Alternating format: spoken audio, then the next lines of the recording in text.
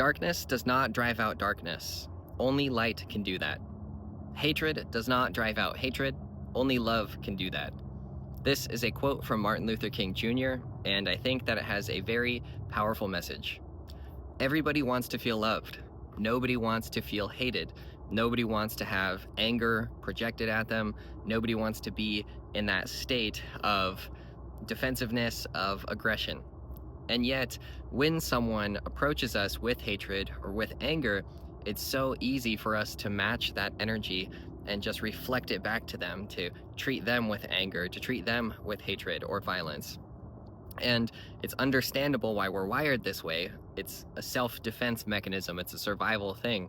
But as long as we're not actually in physical danger and we're not actually needing to defend ourselves, if we can meet that energy with love, we can transform it. And this seems very counterintuitive, and it's very difficult to do at times. But when someone is angry, when someone's hateful or violent towards us, if we just meet them with that same energy, it's only going to put fuel on the fire. It's only going to amplify it and make it worse.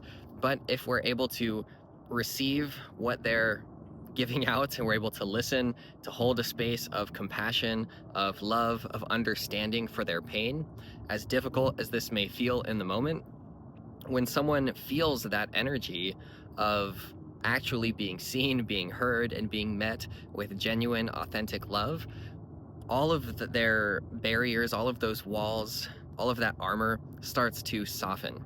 They let their guard down and their entire energy shifts. And this is true whether it is coming from someone towards us or whether it's our own hatred that we are projecting towards ourselves.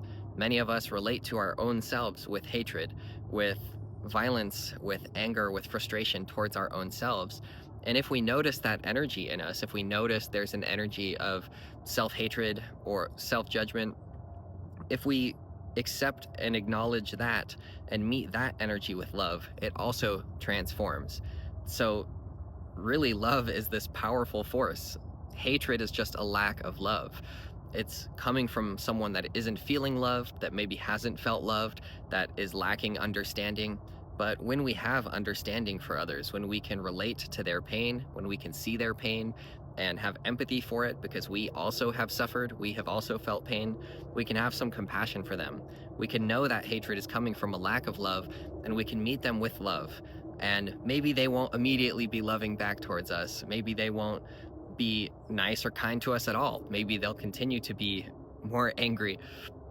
But generally, love, calm, kindness, compassion diffuses that energy of violence and hatred, and it's the only way that we can actually transform hatred in the world.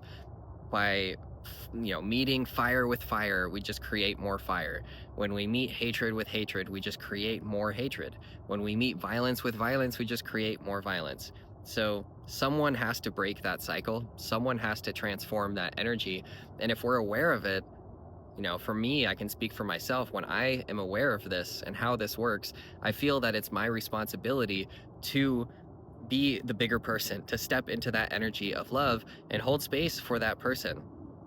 Now, if this doesn't mean I can't have boundaries. If someone is being overly aggressive towards me, if they're being too confrontational or they're threatening me or being, physically violent, then I can have a boundary, I can protect myself, I can remove myself from the situation.